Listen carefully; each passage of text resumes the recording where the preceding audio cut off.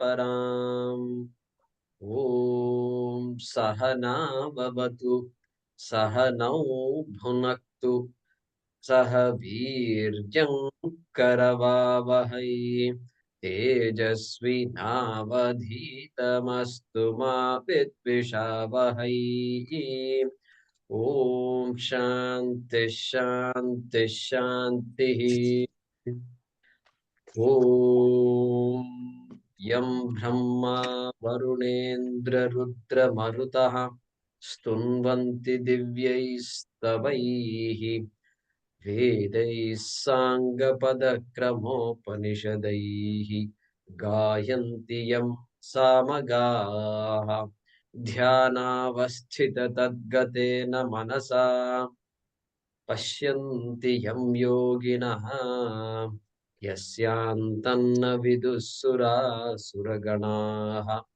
देवाय तस्मै नमः देवाय तस्मै नमः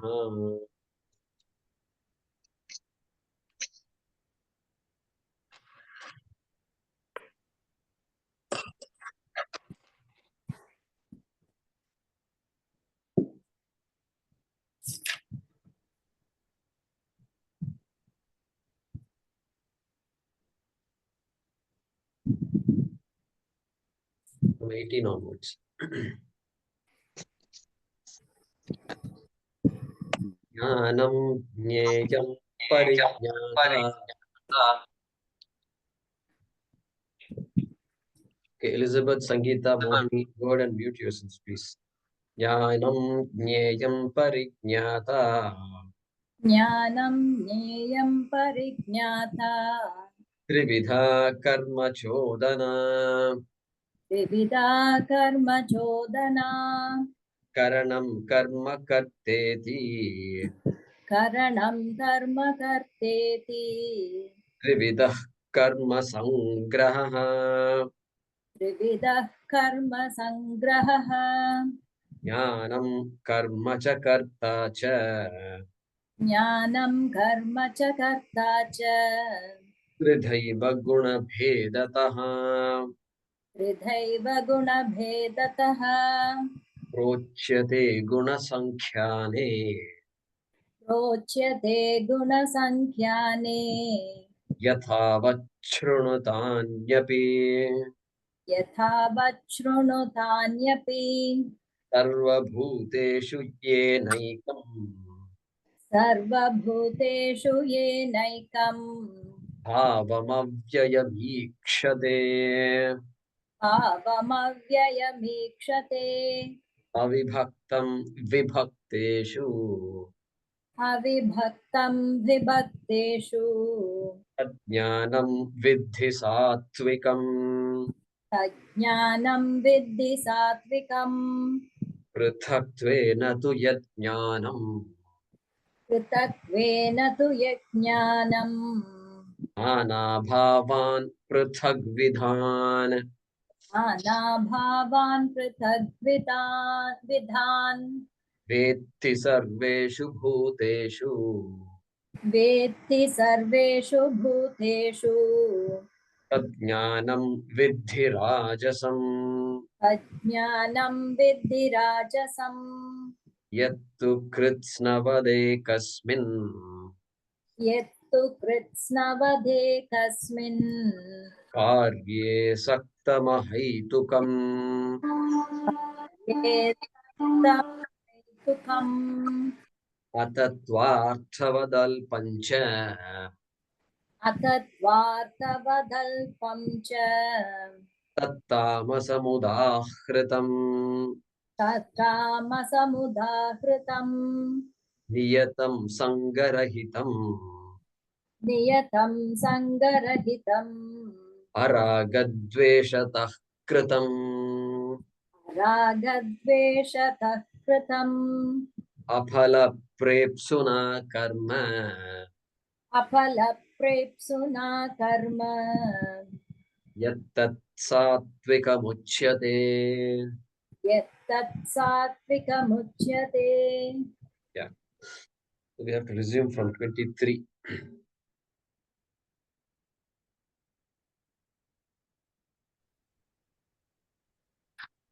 So in this chapter, Sri Krishna summarized Karma Yoga and Jnana Yoga through the 17th shloka. And from 18 onwards, he is highlighting some aspects that he feels is important. Like in 18, Jnanam, Jneyam, Parijnata.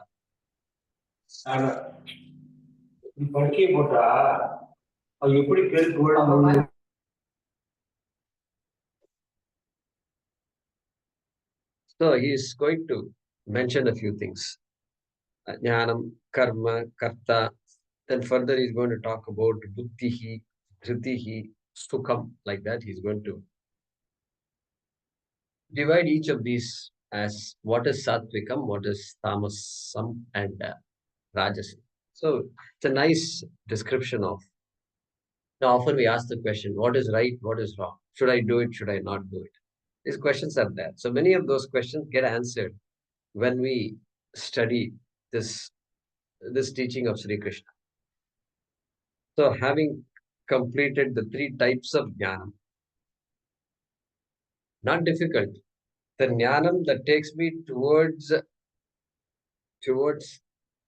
Atmavidya is Satvikam jnana. Anything other than that is not Satvikam jnana. However great, even a Nobel Prize winner I am, I can't claim. I can't claim. You know why I can't claim? Because any object knowledge, knowledge of anything.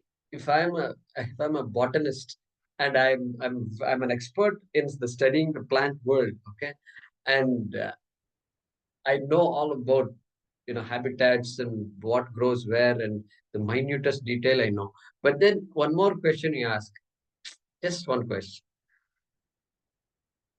Wh- why is the rose the way it is smelling? It's because of some compound that is there in that rose. It smells like that. Is that the only compound?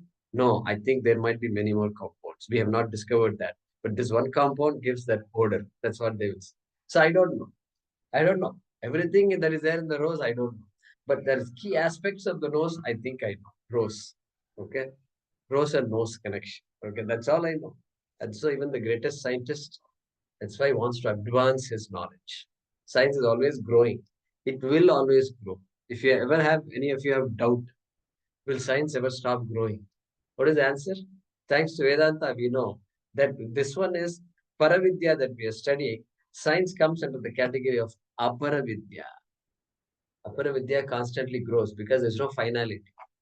One thing you investigate, it will lead to more things. And then those things you investigate, each of those will lead to more things. Therefore, it's vast area. Therefore, Tatvikam Jnanam, then other end is Tamasika Jnanam. And he said, Tamasikam was Yattu Krishnavad Ekasmin Karye Saktam. Any jnanam which is connected with this world or with this body, thinking that this body is the be all end all. Okay. And if that is the life I lead, then that's going to be tamasikam, like that he said. Now let's look at shloka number 23. He's going to start talking about three types of karma. Jnanam is completed, now karma. See, in Vedic society, when you use the word karma, immediately it becomes Vedic karma. Once you talk about Vedic karma, then Laukika karma is whatever it is. They don't pay much attention to Laukika karma. That we assume that you do what is to be done. But Vedika karma, Shastra Vihitam karma is what often they talk about. So let's see here what Krishna says.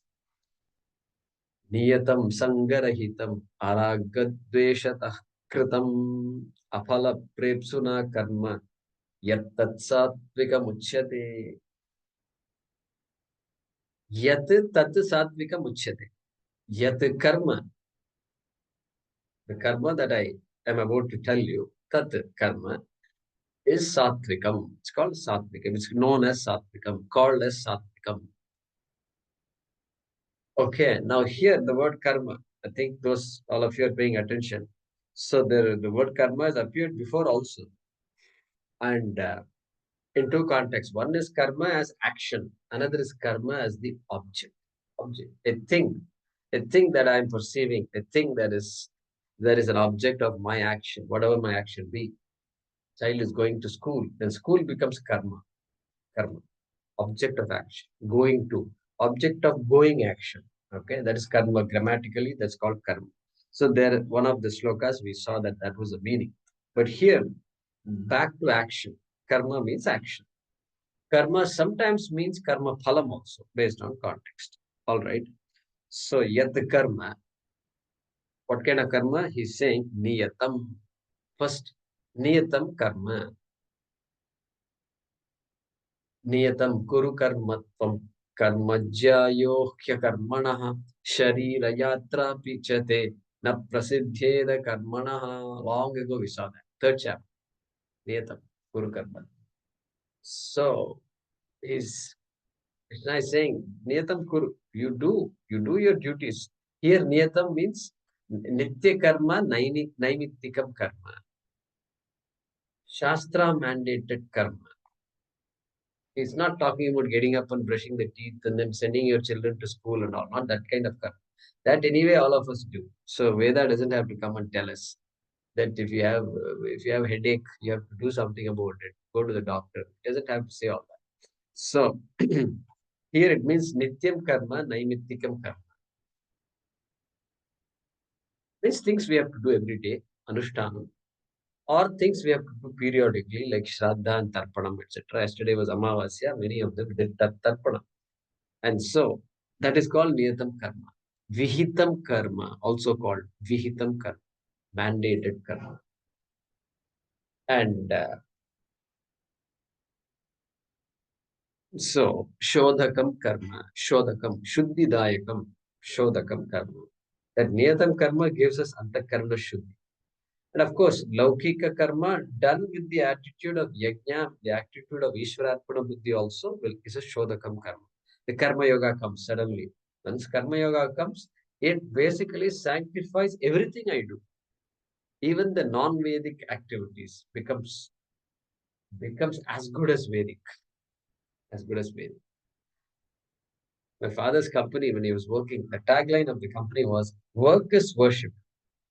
Work is worship. Today that wouldn't be acceptable. Today's world and all, they will just go berserk. What kind of company is this, But that's how it was those days. Work is worship. So, Panchamaha Yajna Karma is Niyatam Karma. Next, Sangarahitam. Sangarahitam. So I think you understand that.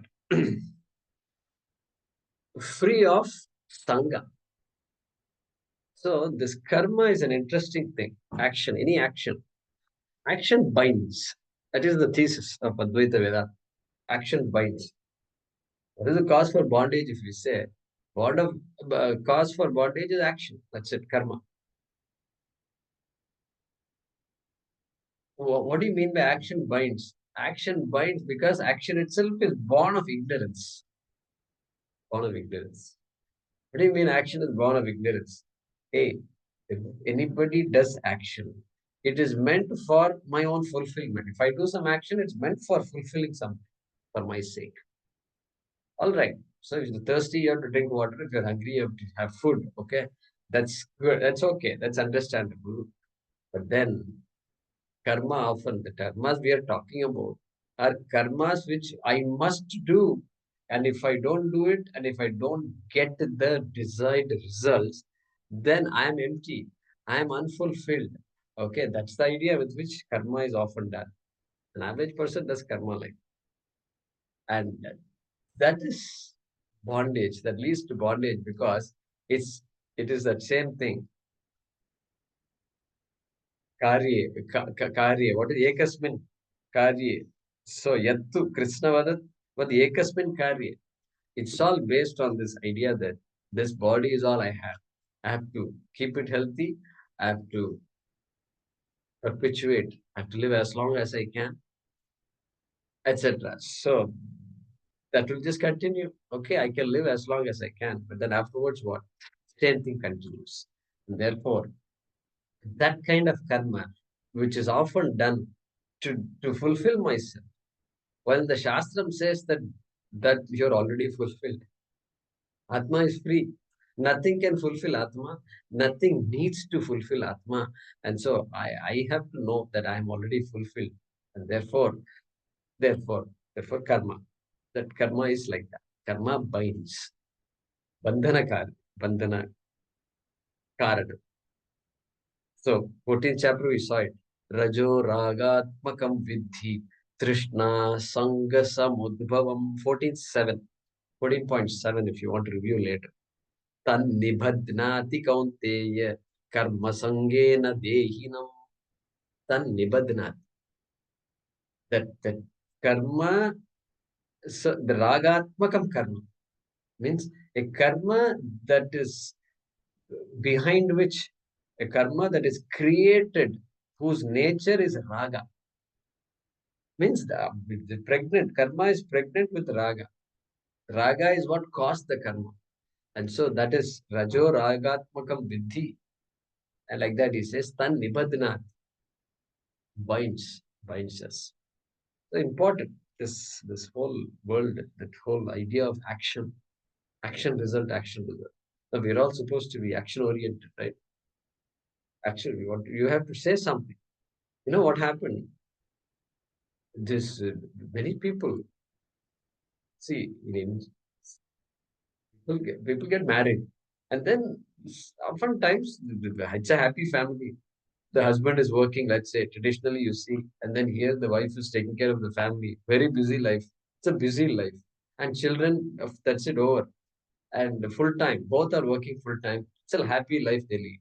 They go to America, then what happens? The wife starts feeling inferior. Inferiority complex she gets. You know why? Because everybody's working. And many women have met me and said, no, I'm feeling depressed. Why? Because everybody is working. All women are working. And what are you doing? I'm taking care of my family. That's also work. It's a serious thing. It becomes like that. Everybody's working. Every lady says, I'm doing this, I'm doing that. Then this lady feels left out. Nothing to say. What can I say? What can I say? There's no appreciation for all the things that she's doing. So the husband has to step up and understand the picture. You both have to understand the whole picture. And so that's that's something. That's an observation. So karma nibadnati, and so indirect warning Sri Krishna gives: grow out of the attachment of karma. Grow out of. Don't get stuck with karma. Don't think karma is the be all end all. Therefore, sanga rahitam karma, he says. Sanga rahitam. Sanga means what? Attachment. Yeah, you love what you do, that's good. It's always good to be in that spot where we love what we do. It's good. There's no guarantee that we will end up loving what we do, but we better learn to love it. And so, but beyond love,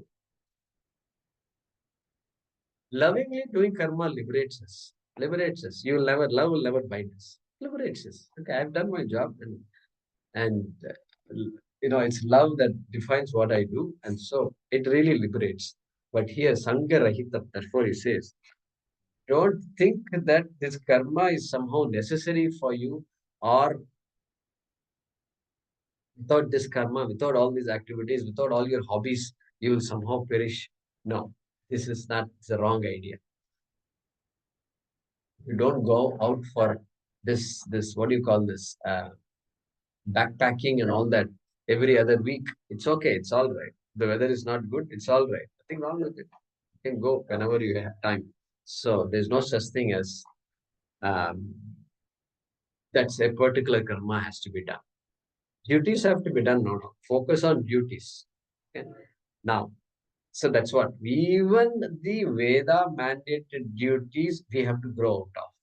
Veda is going to say. Veda is going to say. How? Already said Brahmacharya, Grihastha, Vanaprastha, Sannyasa. Growing out is going to come. Vanaprastha, the number of karmas will reduce. All Laukika karmas, Vedika karmas, minimum karmas, minimizing. And all these engagements also reduce. Vanaprastha, engagements. So, How are we going to do that if we are attached to all these things? We have to really think like that. We have to just put the envelope inside out. And so, the Shastra mandated Vanaprastha. We can easily tell people, no, I'm now a Vanaprasthi. I'm not a Grihastha anymore. Therefore, it's my duty to reduce my karma. I wish you all well. I want the marriage to go well. And if you can excuse me, I'll just remain at home. I've reduced all my trips out. I've reduced all the visits to all the marriages and cousins' children and this and that and their grandchildren and my great grandchildren. It goes on and on. When is the end for this? There's no end. Slowly, just reduce all that, and you'll be amazed that slowly your telephone calls also will reduce. Your invitations also will reduce. Previously, you had your pressure. How am I going to do this? How can I say no? How can you say no? Read the book. If you have that difficulty, read that book. What is that book? When I say no, I feel guilty. That's the title of the book. Pakka, beautiful book. I liked it. And these are all old books. I'll tell you, I bought it for $2 or $3. People don't read these books, I think. That's fine. Those books that they have not read, I started reading them. So that's what it is. Sangarahitam. Very good advice. Aragadveshataha. Wherever he gets a chance, he will bring it. Nishkama bhavena karma kuru. Nishkama bhavena. Do it. You plan it out. You plan your actions. And planning is a must. And you must have an eye on the results, etc. All that is fine. But nishkama, tough. It's a little difficult. The sense that it takes a while, some practice to plan at the same time. Let go of the insistence that outcomes must be in a particular way. Because outcomes I don't control at all. Nobody controls outcomes. That's called nishkama. That's why Krishna says in third chapter, 320, कर्मणैव हि संसिद्धिम आस्थिता जनकादयः loka sangrahamevapi. Hey, Janaka and people, they did not need any Vedanta. They just got free just because of serving the nation. The nation was the only thing that was there in the mind. That's it, over. Means at the expense of their own personal likes and dislikes and conveniences, they just loka sangraham eva. That's why Desha Seva just drowns out all our problems, just drowns. And our problems will become very, very small, minuscule, minute when your vision broadens. So that's everybody's experience. And so he says, Aragad Veshaha, Deshataha means what? Without without having a binding desire. Literal meaning is araga means free from raga, free from a desire itself. That's not possible. Nobody can live without desire. So we can't interpret this as literal araga. Means binding desires. It desires by what is a binding desire? A desire whose outcome I am wedded to that outcome. I'll be ecstatic if the outcome is there, right outcome, and I'll be depressed if I don't get that outcome. That is called a binding desire. Okay. So here araga dveshataha, which means without a binding desire for the result. That's the meaning of araga dveshataha. Or better, sorry, that I can apply for the next word. But here, without being impelled by likes and dislikes, without being without being uh, impelled. What's the word? Triggered. Without constantly uh, likes and dislikes. So keeping the likes and dislikes minimal in our life. Minimal in our life. So that kind of karma, aragadveshataha. Then he uses the word aphala prepsuna. So this na, whenever the word na comes, the syllable na comes at the end. It's a clue. It's a clue that it could potentially be a instrumental case. So by, through, okay, with the help of, that kind of thing. So phalaprepsu, phalaprepsu, the one who desires, one who desires phalam, result, is called a phalaprepsu. And so aphala one who is not desirous of material benefit. Okay, one who does not have a binding desire. Okay, these are very strong words, really, if you think about it. That's why we have to regulate our lives by bringing Veda into our life, and all the puja, paranam, and all must be a daily activity. Then all these messages will just shine. Otherwise, we'll ask question: how can you do things without expecting a result? I mean, Krishna does not say you should do things without expecting results. In fact, Vedantis and Karma Yogis are very clear. They plan very well and they know exactly what result they want. Okay, they are clear. So that life can be made more efficient. But they're also clear that I may not get what I want. And they're ready to accept it also. Bit depressing. Oh my God. Okay, then lift your head up again and move on. Okay. Okay, move on. That's how it is. So, aphala prepsuna.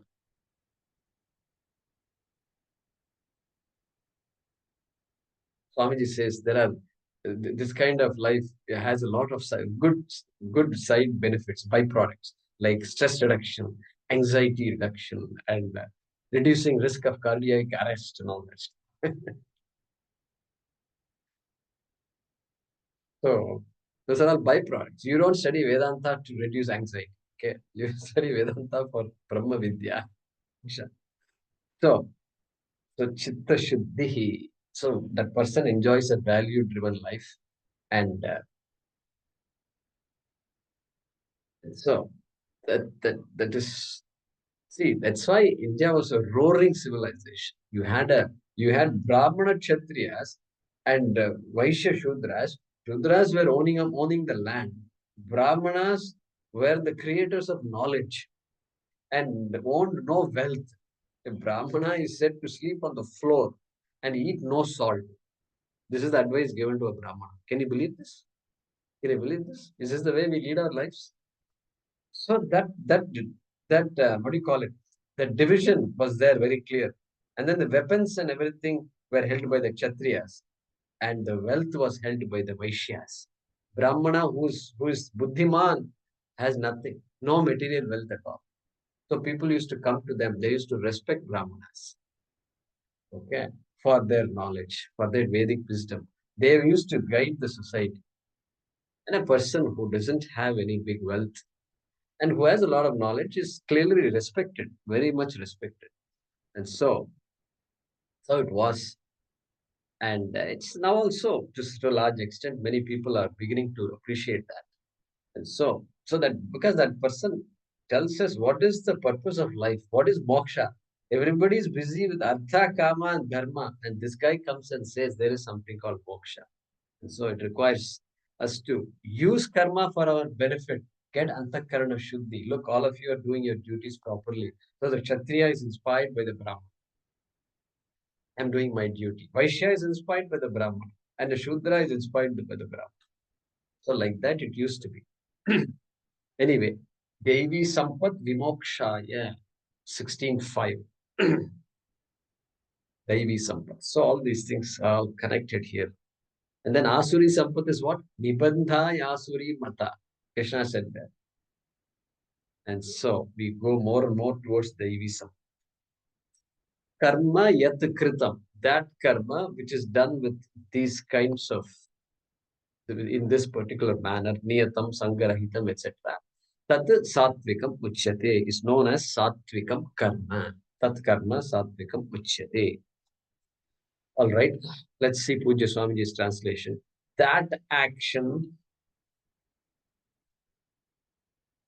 that action which is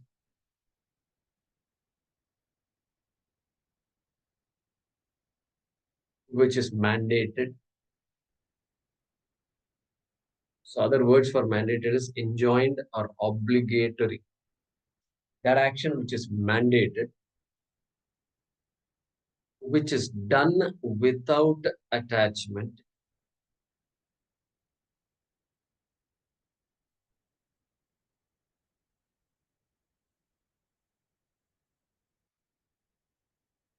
without being impelled by likes and dislikes,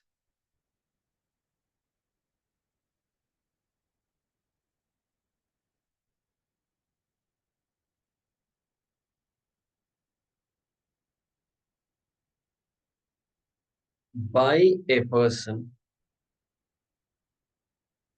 without being impelled by likes and dislikes, comma, by a person without a binding desire, binding within brackets, by a person without a binding desire,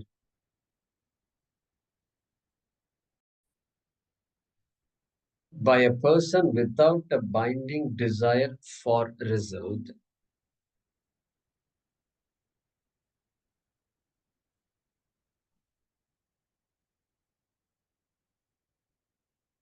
is called sattvika.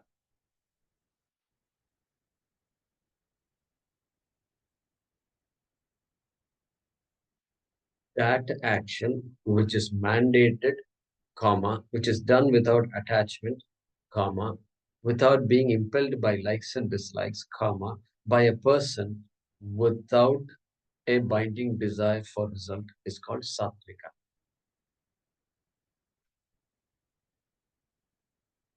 Next shloka. Mahodaya, Yeah. I didn't hear the last word. Binding desire for Result. Without a binding desire for result. Binding within brackets is called sattvika.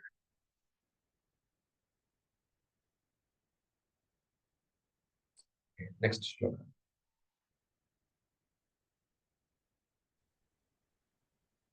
Yattu kamepsuna karma यत्तु कामेप्सुना कर्म साहंकारेण वा पुनः साहङ्कारेण वा पुनः क्रियते बहुलायासम् क्रियते बहुलायासम् तद्राजसमुदाहृतम्. तद्राजसमुदाहृतम्. Yeah. So tad rajasam udahritam. That karma is called rajasam. And what types of karma it is, what type of attitudes are involved in that. Yat tu, on the other hand, yat karma, that karma, which is done with kamepsuna, kamepsuna. Previously, aphala prepsuna. Here, kamepsuna. Kamepsuna, Shankaracharya says, phala prepsuna. So I don't have to explain kamepsuna anymore. And so kama here means what? Phalam, he says. Why? Kama has two meanings, three meanings, depending on the vyutpatti. Sanskrit is beautiful. Kama. Kamyate iti kama. Common meaning, kamyate. That which is desired is called kama. Okay, that which is desired is called kama. The desired object is called kama. So I like anything here with some rasagula I like. Rasagula is itself called kama. Then the desire itself is called kama. Bhave vyutpatti. Okay, desire itself is called kama. And then that by which I desire is also called kama. Kamyate anena iti. Which means what? That by which something is desired is called kama. So desiring person can be called kama, and desire itself is called kama. The desired object is also called kama.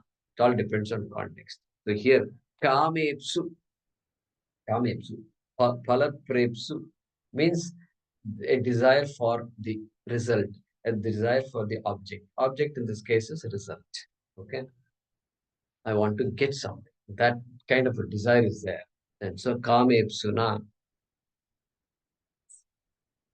often referring to purely materialistic desires.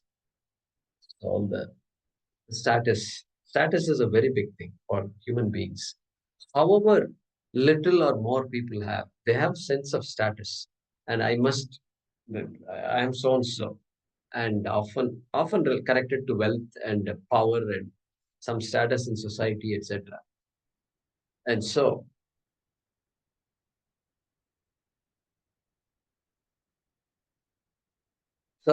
there's a person I know, very interesting person. And so the other day he introduced me to somebody.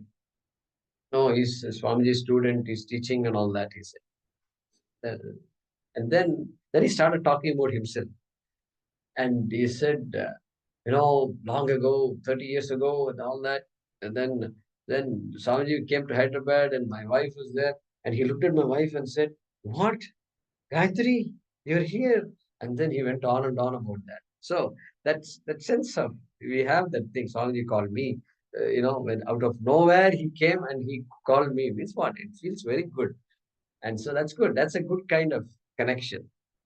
But the person also spends for every hour, every minute he talked like that, he'll talk 10 minutes about all his accomplishments. Served the government of India. Yeah, he did good service, no doubt. And this and that, so forth. So we have to be careful. He started with praise. He praised you, but then immediately the gear got shifted. And so that sense is there. We all have that sense. And therefore, if somebody does not respect that person, he does not give that status, even after so many years after retirement, then the person is going to get upset. He's and you'll find that person screaming all the time, screaming at people. That's very sad because that status, that is the want. I know who I am, and you must respect me. That becomes a problem. Yeah, Anurinda, go ahead. So kamyate iti kama and desire itself is, so they sound identical, or they look, I mean, to me. The word is identical. The word is identical. Kama, kama, kama. Kama means object. Kama means desire. Okay. And these are the main two meanings. So what one desire or what one hankers after is kama, in short, the first one. Yeah. The first one is what one hankers after. Object of desire, correct. Object of desire, yes. Okay, thank you. And of course, desire itself also is called kama. Yes. So here it's an object, all right.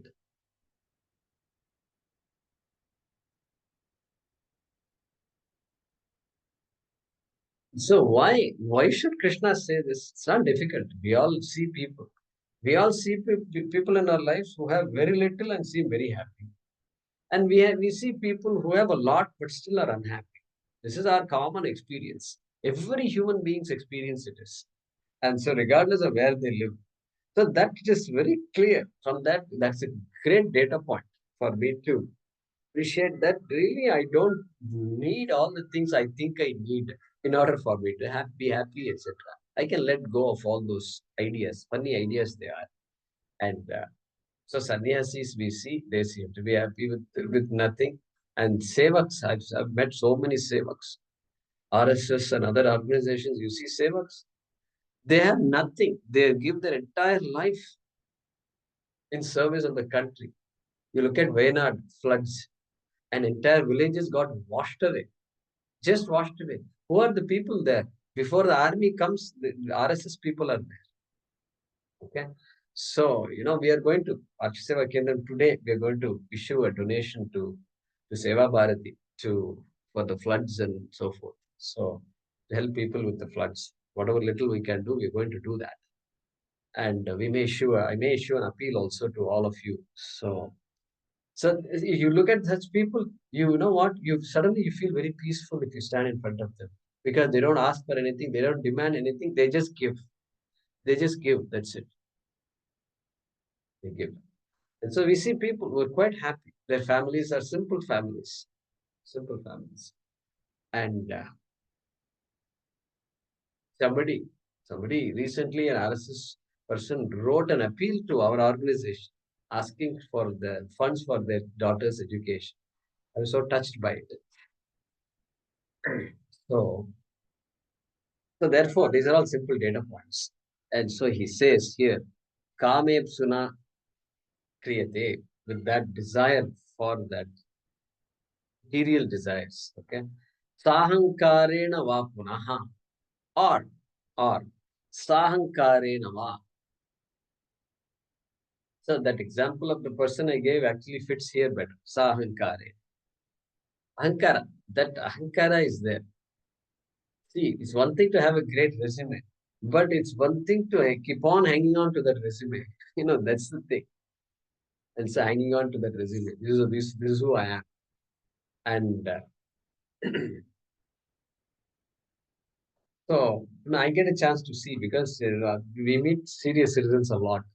And some people, you don't know what they did, even though they were great professors and all that. Other people, they talk about themselves a lot. So we can get we get a panoramic view of things. And so, sahankarena, ahankarena saha. So that sense of entitlement. Often that is there. In relationships, we observe that. And that's not correct. Sahankarena means the entitlement. You have to bring all that. Acknowledge who I am. Why should I acknowledge who I am, who you are? You also acknowledge who I am. I'll also acknowledge who you are. Both. Let it be mutual. And so, because the house always shields all the awards, all the cups. Those days they used to be small cups, two handles. I don't know what is the history of that. Two handles and then nice little stand, black stand with a shining silver-like cup, silver cup. And so the bigger the prize, the bigger like Olympics and all, it's all bigger. These days, I don't know what they give. They give a medal. They made it simple, I think. They don't give all these big shields and which you have to carry around and all that. So let them keep it simple. Just give a shield. Put this thing on the neck. And so all these are all there in the house. It's all hanging. One almirah is not enough. 2-3 almirahs are needed. All the awards are there. So how will I be without my awards? That's what I should ask. I've been blessed to get all these awards. And I think I don't deserve all this, but still Bhagavan chose me for these things. I am going to give this to the country. These awards belong to the country. How about that? These awards belong to all the people who helped me get these awards. How about that? That's a nice attitude to have. Okay. And so, see, without Vedanta, it's very difficult to cultivate, think like this. Vedanta helps us bring all these values. Otherwise, what happens? Vedanta helps solidify these ideas. Let me put it that. Yeah. So it puts an end. It not only validates this value, but says that you got to move on beyond the value to something much bigger. That is why the value becomes very important. All right. So I told you this before, I think, but this is a good time to mention it. In the ashram, when in 2008 it was, and I was attending a 2-month camp at this Coimbatore Anagate ashram on a text called Vedanta Sara, written by one Swami Sadananda Saraswati. The Swamiji was teaching it. It's a nice text, all the basics of Vedanta, from basics all the way to the end he covers, called Vedanta Sara. Now, suddenly what happens? See, what happens? We write questions. Satsang questions are written. And Swamiji will pick the questions and then read the question and then answer. So that the satsang becomes very effective. And so one question is, one second. So I was saying that example. So the question, Swamiji picks up a question. He reads this question. The question says, some of your senior students are occupying seats. They don't give their seats to us. Something like that. I don't know the exact words. Some question like that has come up. Because a lot of students are there, you can sit down, you can sit on chairs at the back, anywhere. And so this is a question. And Swami says, good Swami, that's Swami. You're concerned that some of my past students are all taking seats, so in your prized seats and all, you're thinking, and they're not giving up their seats. If that is true, then that is their problem. After studying in the ashram, they are supposed to be compassionate. They are supposed to not create these kinds of problems. If this is what happened, that is their problem. That is their problem. Now, let's talk about you. What have you come to this ashram for? To sit in a particular seat or to listen to what I have to say? This is it. That's it. You can't shake Swamiji by all these questions. That's their problem. What can I do? Yeah, they could be more compassionate. If you ask them and they did not give their seat to you, that's your karma. It is their problem also. So people are paying attention to all these things. So you sit in a chair, you attend a camp for a week, then you have a particular seat, and then you end up sitting there only. Nothing wrong in sitting there only, but let it not get into kind of stuff. So I learned from these things, from these small things. I learned a lot because we all can learn. Because suppose you are put in that position. How will you respond? Jay, one doubt, please. For this context, one sloka comes to my mind is Yavan Artha Udapane. Sarvata Samplutodake. Yes. Tavan Sarveshu Vedeshu. Yes. There in ashram, Vedanta is everywhere. And this person is concerned about only seat. So, I mean, the idea there is, it's all there in us. I mean, we are all like that. And so we learn from it. I also should learn. Oh my God. Let me not become a victim of these kinds of small, trivial things. What about dining hall? I go to the dining hall and then I have to stand in line for food. And so everybody becomes same, identical. And then you stand in line, somebody did not give you that favorite kesari, they forgot to give you. What will you do? What will you do now? Tell me. Please tell me. What will you do? And you move, the line is pushing, people are moving. Then you say, it is my karma. Bhagavan is watching. I am not, today, he is asking me, how am I going to deal with this situation? That's the way to do it. And so, this is called application of Vedanta. Somebody asked me just 2 days ago, it's a young man, and he asked me, how do you apply all this teaching? Like that, he said. We are having this man, he is hardly 23, 24, and we were talking about Vedanta for 30, 40 minutes. He was listening. And I was explaining to him all this. He said, how do you apply this knowledge? Then I gave him an example of the rope snake. And I told him, and I tell you, when your friend tells you, hey, come on, man, this is a rope. I told him, I asked him, how are you going to apply that knowledge? Then you know what he said? Oh no, that knowledge itself is application because I become free of fear right there, he said. That's it. That's it. That knowledge is the application. That moment you're free from fear. So he got it that day. Anyway, so these are all things we learn by watching Swamiji and others. So Bahulayasam. Ayasam means effort, strain, everything that comes along with many types of things we do. And bahula, many times and intense amount of strain and stress is called bahulayasam.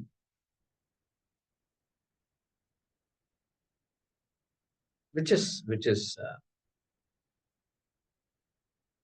there these days. That stress has come from workplace to parents to home and to children, all the way young children also. Young children are using the word stress, which is not a good thing. Young children should not say those things. Oh, it's a very stressful, mom. So that shows that we have not done a good job of insulating certain young people from these kinds of ideas, Anyway, bahulayasam, tad rajasam udahritam. That karma is called rajasam, these kinds of karma. So what is that? Let's see the translation. But that karma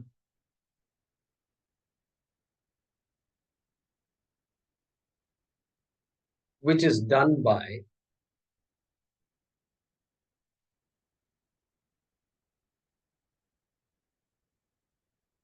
the one who has is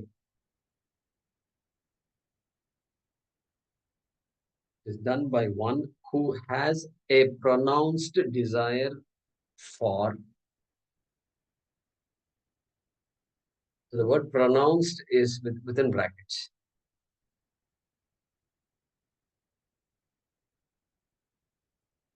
Because why do we say this? Because mandopi na pravartate prayojanam anuddishya. Even a dull-witted madcap on the street has a prayojanam in mind. Who has a pronounced desire for the result.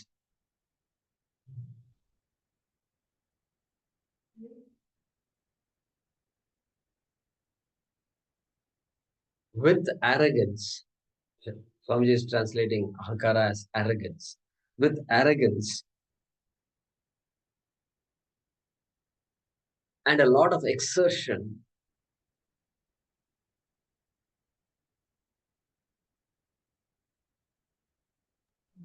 What is it? Daughter? exertion, exertion, effort, lot of effort, and a lot of exertion is called rajasa. But that karma which is done by the one who has a pronounced desire for the result, or again with arrogance and a lot of exertion, is called rajasa.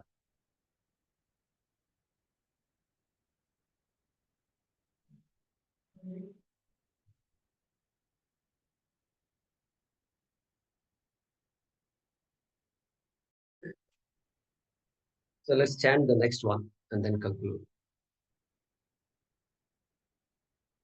Anubandham kshayam himsam Anubandham kshayam himsam anaveksha cha paurusham. anapeksha cha paurusham. So there is a Pata Veda here. Anavekshya. We're going to use the word anavekshya. Veksh. Anavekshya. So there is also anapeksha. Some books tell anapeksha.